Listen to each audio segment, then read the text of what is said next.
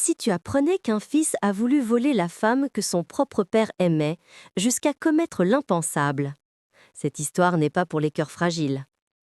Abonne-toi maintenant, active la cloche et dis-moi depuis quel pays tu regardes cette histoire. Prépare-toi, car ce qui arrive à Ndeye va te toucher au plus profond. Dans un quartier populaire de Grand Yoff vit une jeune femme de 24 ans, belle, calme, studieuse, mais brisée par la vie. Depuis la mort de sa mère, elle travaille dans un petit atelier de couture pour soutenir ses deux petits frères. Les factures s'accumulent, la maison s'effondre, et malgré tout, elle garde le sourire. Un matin, alors qu'elle traverse la ville pour déposer un CV dans une entreprise de communication, elle tombe sur un panneau. Société Madia Katé, poste de secrétaire disponible.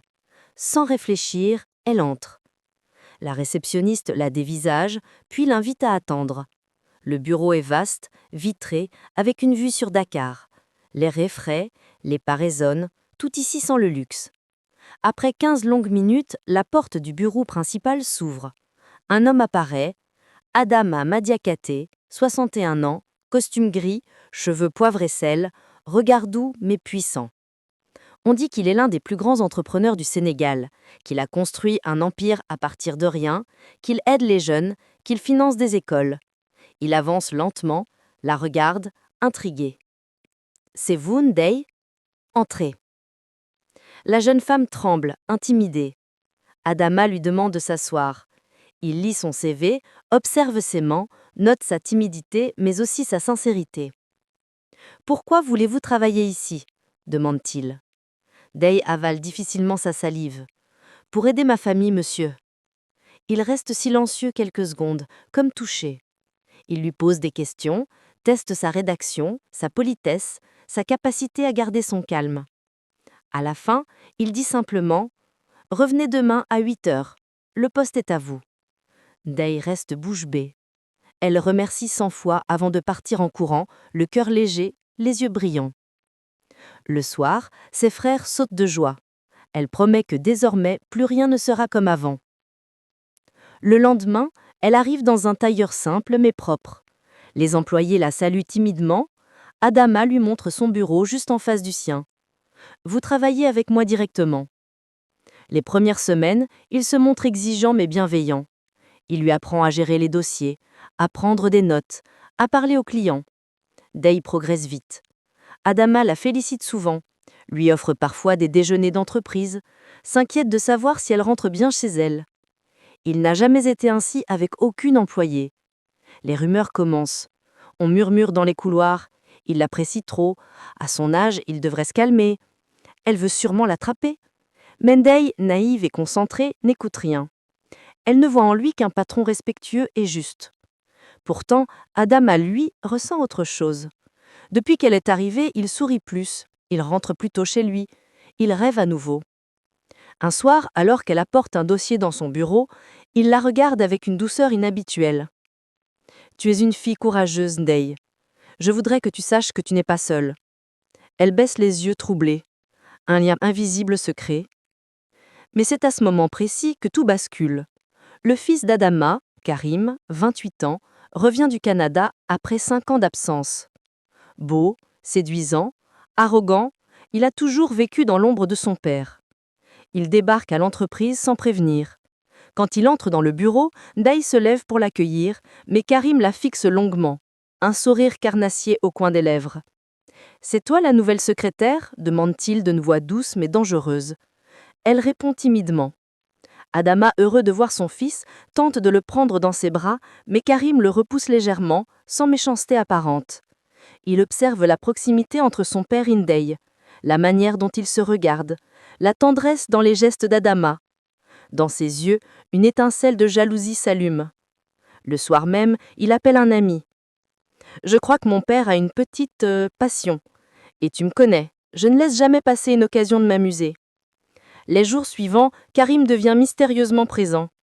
Il passe devant le bureau d'Ndeye plusieurs fois par jour, lui parle gentiment, lui ramène du café, lui propose de la raccompagner. Elle refuse par respect, mais il insiste. Adama commence à remarquer l'intérêt de son fils et ressent une inquiétude qu'il n'avait pas prévue. Il connaît Karim, Il prend, il brise, il jette. Un soir, dans le parking, Karim bloque la sortie d'Endey. « Tu peux savoir pourquoi tu évites mes invitations? Tu n'aimes pas les hommes plus jeunes ?» Elle tremble et répond « Je suis ici pour travailler. » Il rit, approche son visage du sien. « On verra si tu dis la même chose dans un mois. » Il part en riant. Day est pétrifiée. Le lendemain, Adama remarque qu'elle est nerveuse, mais elle n'ose rien dire. Karim continue son jeu de séduction, glisse des compliments, lui envoie des messages tard le soir, la met mal à l'aise devant les employés. Un vendredi soir, alors que tout le monde est parti, Karim apparaît dans son bureau, ferme la porte et dit « Tu sais, mon père n'a pas besoin d'une secrétaire, il a besoin d'une femme. Et moi, j'ai juste envie de t'avoir avant lui. » Ces mots glacent son sang. Elle tente de partir, mais il se met devant la porte. Au moment où il s'approche dangereusement, la porte s'ouvre brusquement. Adama est là, le visage déformé par la colère. Il ordonne à son fils de sortir immédiatement. Karim éclate de rire. « Tu l'aimes, hein? Un vieillard amoureux d'une gamine. Pathétique. » Adama tremble. Day pleure silencieusement. Karim part en soufflant. « Tu vas perdre, comme toujours. » Quand la porte se referme, Adama s'effondre sur une chaise, brisée. Day s'approche timidement, mais il lui dit doucement « Je suis désolée, je n'aurais jamais dû te mettre dans cette situation. » Elle s'agenouille, prend sa main, et pour la première fois, leurs regards se croisent avec une intensité qu'ils ne peuvent plus cacher. À cet instant précis, ils comprennent qu'un sentiment fort vient de naître. Mais dehors, dans le couloir sombre, Karim observe la scène avec un sourire tordu. Et ce qu'il prépare va dépasser tout ce que son père peut imaginer. Les jours qui suivent l'affrontement dans le bureau sont lourds comme un ciel d'orage. Ndeye évite Karim autant qu'elle le peut, mais il rôde dans les couloirs comme un prédateur en chasse, marquant son territoire, cherchant la faille, prêt à frapper. Adama, lui, fait tout pour protéger la jeune femme. Il modifie les horaires, change la répartition des bureaux, demande même à ce que Karim n'entre plus dans l'entreprise sans prévenir. Cette décision met de l'huile sur le feu. Karim, vexé, humilié, se sent trahi par son propre père. Il décide alors que la guerre commence. Chaque soir, il envoie à Ndeye des messages plus menaçants. « Tu crois qu'il peut te protéger de moi? Ton sourire, je vais te l'arracher. » Elle supprime tout, mais la peur la ronge. Elle n'ose pas en parler à Adama, de peur de l'inquiéter davantage. Pourtant, sa nervosité attire l'attention du patron, qui finit par l'appeler un matin dans son bureau. « Dis-moi la vérité, est-ce que Karim t'a fait quelque chose ?» Ndeye baisse les yeux, hésite, puis répond « Votre fils me déteste, et je ne veux pas que vous souffriez à cause de moi. » Ces mots brisent le cœur d'Adama. Il réalise pour la première fois qu'il ressent pour Ndeye quelque chose de profond, d'incontrôlable, un amour qu'il n'a jamais connu, même avec la mère de Karim. Mais cet amour devient dangereux. Un soir, alors que Ndeye rentre chez elle, une voiture s'arrête brusquement à côté d'elle. Karim descend, lunettes noires, sourire carnassier. Monte. Elle refuse. Il attrape son bras. Les passants s'arrêtent, commencent à murmurer. Par peur de scandale, Karim la relâche, mais murmure « Tu vas payer pour ce que tu m'as fait. » Ce même soir, il publie une photo d'eux deux prise en cachette dans l'entreprise, où l'on dirait qu'ils s'embrassent. L'image devient virale dans la boîte. Les employés murmurent, certains rient, d'autres jugent. Adama découvre la photo et comprend que son fils joue une guerre psychologique. Il convoque Karim. Leur confrontation est explosive. Karim accuse son père de vouloir voler sa jeunesse, de s'acheter une femme, de vouloir être jeune à nouveau. Adama lui répond que ce n'est pas une compétition et qu'il ferait mieux d'apprendre le respect. Karim explose. « Je vais l'apprendre, je vais te montrer que tout ce qui t'appartient m'appartient aussi. » Ces mots frappent Adama comme un poignard. Il réalise que ce n'est plus du caprice, c'est de la destruction pure. Les jours suivants, Karim commence à manipuler tout le personnel. Il achète certains employés, fait circuler de fausses rumeurs, invente des histoires sordides sur Ndeye, créant un climat toxique. Un après-midi, il s'introduit discrètement dans son bureau et dépose une enveloppe contenant de l'argent, des photos truquées et un mot « Tu vas me choisir, tôt ou tard ». Ndeye prend peur, demande à Adama la permission de travailler depuis son bureau pour se sentir en sécurité. Chaque jour, Adama se montre plus protecteur. Il s'assoit parfois devant elle et la regarde travailler, admirant sa force, sa simplicité, sa grâce. Un soir, alors qu'elle range ses affaires, il lui dit doucement « Si je pouvais te sortir de ce cauchemar, je le ferais. Je ne veux pas te perdre, pas comme ça. » Elle le regarde longuement et lui avoue d'une voix tremblante « Je me sens en sécurité seulement quand vous êtes là ». Ces mots bouleversent Adama. Il s'approche, lentement, pose sa main sur sa joue. Elle ne recule pas. Un silence lourd, magnifique, brûlant remplit la pièce, et d'une voix presque brisée, il murmure « Ndeye, je crois que je t'aime ». Son cœur s'arrête. Elle ferme les yeux, respire profondément et répond d'un souffle « Moi aussi ». Mais cette tendresse naissante n'échappe pas à Karim. Ce soir-là, caché dans le couloir, il filme leur moment de confession. Et quand il quitte le bâtiment, un sourire diabolique sur le visage, il sait exactement ce qu'il va faire. Détruire leur réputation et briser leur amour. Le lendemain, des milliers de personnes voient la vidéo de l'aveu d'Adama. Les commentaires fusent. À son âge, elle pourrait être son père. La petite cherche l'argent. Ndeye reçoit des messages haineux. Sa famille est choquée. Son quartier parle d'elle. Et dans son bureau, brisé, humilié, Adama regarde la vidéo en boucle, les mains tremblantes, les yeux pleins de larmes. Mais le pire, c'est que Karim n'a pas encore commencé. Ce qu'il prépare ensuite va changer toute leur vie pour toujours. La vidéo publiée par Karim devient un poison qui se répand dans toute la ville. Les employés évitent Naïeux, comme si elle portait une maladie. Les regards glissent sur elle avec mépris. Certains chuchotent sur son passage. Voilà la fille qui sort avec le vieux patron. Elle tente de garder la tête haute, mais chaque pas est un fardeau. Adama, lui, n'a plus la force de parler. Il se sent responsable, coupable, brisé. Dans son bureau, il reste longtemps devant la fenêtre, observant Dakar sans vraiment la voir. Il se demande s'il a eu tort d'aimer, s'il a mis en danger la seule personne qui a redonné un sens à sa vie. Mais pendant qu'il s'effondre en silence, Karim savoure son triomphe. Il envoie des captures d'écran, répand des rumeurs, s'arrange pour que toute l'entreprise voie la vidéo. Le soir même, il convoque le conseil d'administration, prétendant qu'Adama est mentalement instable et que son comportement met en danger l'image de la société. Dans l'ombre, il prépare un coup d'état familial. Ce même soir, Ndeye rentre chez elle, la tête basse. Dans son quartier, des femmes murmurent en secouant la tête. Ses frères lui demandent si tout ce que disent les réseaux est vrai. Elle pleure en silence, incapable d'expliquer le drame. À minuit, elle reçoit un message d'un numéro inconnu. « Je t'avais dit que tu serais à moi. » C'est Karim. Elle tremble, effrayée. Elle décide de tout avouer à Adama, les menaces, les messages, les pressions. Le lendemain matin, elle se rend dans son bureau. Il l'accueille, triste mais tendre, lui demande de s'asseoir. Quand elle parle, sa voix tremble. Elle raconte tout, absolument tout. Les mains d'Adama se crispent, son regard s'assombrit. « Mon propre fils, comment peut-il » Il n'a pas le temps de finir sa phrase, la porte s'ouvre brusquement. Karim entre, un sourire insolent sur les lèvres, comme si la scène l'amusait. « Ah, vous étiez en pleine déclaration dramatique. Parfait. Je vais simplifier les choses. » Il s'approche, jette sur la table un dossier. « Voici la lettre de convocation du conseil. Ils veulent te suspendre, papa. Et ils veulent que je reprenne la direction de l'entreprise. » Le tonnerre gronde dans la pièce. Adama se lève soudainement, le regard enflammé. « Tu vas trop loin, Karim. » Mais Karim ne recule pas, au contraire. Il s'approche lentement de Ndeye et murmure assez fort pour que tout le monde l'entende. « Si tu veux sauver ton vieux, tu sais ce que tu dois faire. » Ndeye recule, horrifié.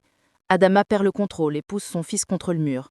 Karim éclate de rire. « Tu vis pour une fille qui pourrait être ta petite fille, tu es pathétique, papa. » La sécurité intervient, on les sépare. L'entreprise entière voit la scène. C'est un chaos total. Adama est convoqué. Le conseil l'attend dans une grande salle de réunion. Quand il entre, les regards sont durs. Karim, assis au centre, joue le rôle du fils modèle, triste, déçu, manipulant les émotions avec un talent presque diabolique. Les membres du conseil accusent Adama d'abus de pouvoir, de favoritisme, de comportement inapproprié avec une employée. Tout a été orchestré. Et au bout de 40 minutes de débat, la sentence tombe. Adama est suspendu temporairement. Quand il sort de la salle, il croise Ndeye qui l'attend, tremblante. Il murmure d'une voix brisée « Il a tout pris, tout ».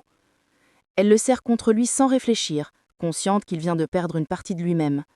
Karim l'observe de loin, satisfait, mais pas complètement. Ce qu'il veut vraiment, il ne l'a pas encore obtenu. Et le soir même, il passe à l'étape suivante de son plan. Il piège Ndeye dans un scandale encore plus grand, un coup si violent que même Adama n'aura peut-être pas la force de la sauver. Ce qui arrive ensuite va tout détruire. Après la suspension d'Adama, Karim prend le contrôle de l'entreprise comme un roi qui vient de conquérir un royaume par la trahison. Il change les règles, renvoie des employés loyaux à son père, installe une ambiance de peur et de mépris. mais son objectif principal reste Ndaye. Il veut la briser, l'humilier publiquement, la détruire aux yeux d'Adama et du monde. Un soir, il met son plan à exécution. Il fait suivre Ndaye par 2 hommes, qui la photographient en cachette lorsqu'elle sort du travail. Puis il envoie une note anonyme à plusieurs membres du conseil d'administration. Preuve que l'employé entretenait une relation intime avec le patron suspendu. Les photos sont subtilement modifiées pour la montrer entrant dans la maison d'Adama alors qu'elle n'y est jamais allée. Le lendemain matin, un scandale éclate.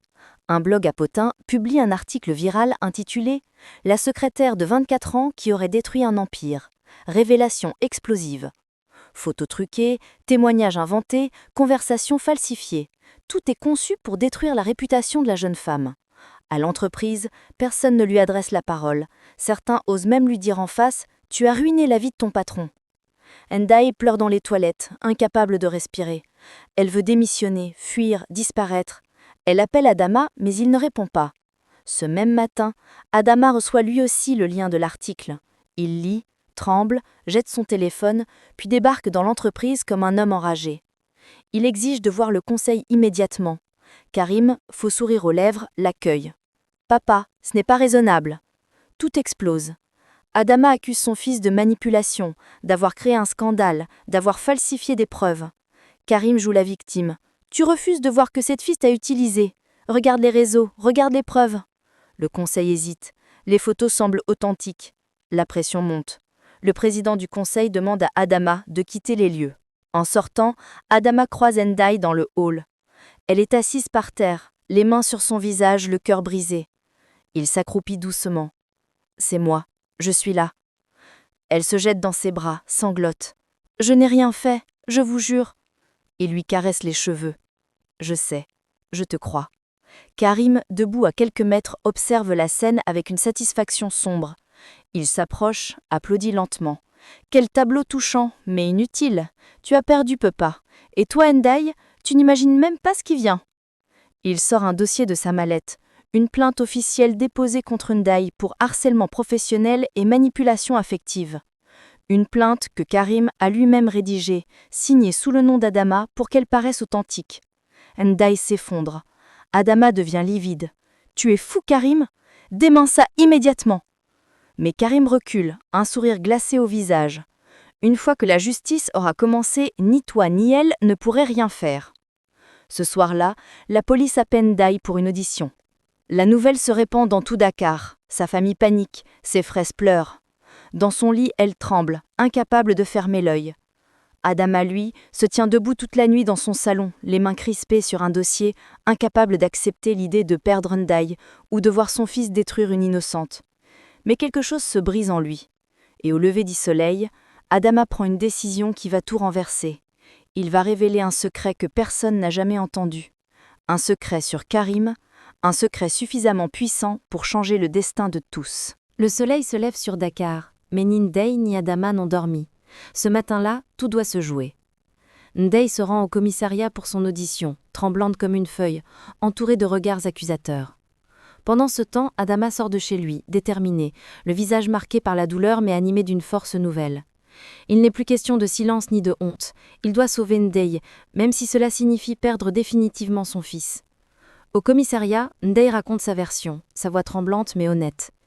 Les policiers restent sceptiques. Pourquoi votre patron vous défendrait-il ? Pourquoi son fils dirait-il le contraire ? Il y a trop de zones d'ombre. Jusqu'au moment où la porte s'ouvre brusquement. Adama entre, accompagné de son avocat. La salle se fige. Il demande à parler, le policier accepte.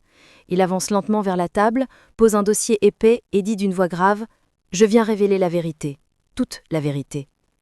Karim, alerté, arrive quelques minutes plus tard, sûr de lui, persuadé que son père vient renforcer la plainte. Il entre en souriant, mais son sourire s'éteint quand il voit le dossier sur la table. Adama se lève, se tourne vers lui et dit « Tu as détruit assez de vie, aujourd'hui ça suffit ». Il ouvre le dossier. À l'intérieur, des relevés bancaires, des échanges e-mails, des preuves de détournement de fonds. Karim vole l'entreprise depuis 5 ans. Plusieurs millions disparaissent chaque année, sous des noms fictifs, des faux contrats, de fausses factures. La police vérifie les documents. Tout est vrai, irréfutable. Karim blêmit. C'est toi qui as falsifié des preuves contre Ndeye pour détourner l'attention? Tu voulais qu'elle devienne le bouc émissaire, que le scandale fasse tomber l'entreprise pour que tes crimes restent cachés? La salle est en état de choc. Karim perd le contrôle, hurle, accuse son père de trahison, puis s'en prend verbalement à Ndeye. C'est à cause d'elle. Elle t'a changé. Elle m'a pris mon père. Adama le regarde avec une tristesse profonde. Non, Karim, c'est toi qui t'es perdu tout seul. Les policiers s'avancent, Karim recule, se débat, pleure, crie qu'il est le fils du patron, qu'il ne peut pas être arrêté. Mais la vérité l'a rattrapé. On lui met les menottes sous le regard de tout le commissariat. Ndeye, encore sous le choc, retient ses larmes. Adama la regarde, s'avance, prend doucement ses mains. « Je suis désolée que mon fils t'ait détruite. Je suis désolée pour tout, mais je ne te laisserai plus jamais seule. » Ndeye éclate en sanglots. Il la serre contre lui. En sortant du commissariat, les journalistes les attendent. Adama s'adresse à eux d'une voix ferme. « Ndeye est innocente. C'est mon fils qui a manipulé l'entreprise. Je suis fière d'elle. Et désormais, elle ne travaille plus pour moi. Elle travaille avec moi. » Ce jour-là, il l'emmène loin du tumulte, sur la corniche, là où la mer frappe les rochers avec force. Dans le vent salé, il lui avoue ce qu'il n'avait jamais dit. « Ndeye, je t'aime. Pas comme un patron, pas comme un homme vieillissant. Je t'aime comme un homme qui a retrouvé l'envie de vivre grâce à toi. » Elle lui prend les mains, sourit à travers ses larmes et murmure « Moi aussi, je vous ai choisi depuis longtemps. » Quelques mois plus tard, malgré les critiques, malgré les regards, malgré les langues malveillantes, ils s'unissent lors d'une cérémonie simple mais magnifique sur la plage de Ngor. Les gens critiquent, certains les insultent, d'autres applaudissent. Mais eux s'en moquent, ils ont survécu au scandale, à la haine, à la trahison et surtout à Karim. Dans le silence du crépuscule, Adama glisse une bague au doigt de Ndeye et lui murmure « L'amour ne choisit ni l'âge ni le moment, il choisit juste le cœur. » Et elle répond les yeux brillants « Vous êtes mon miracle.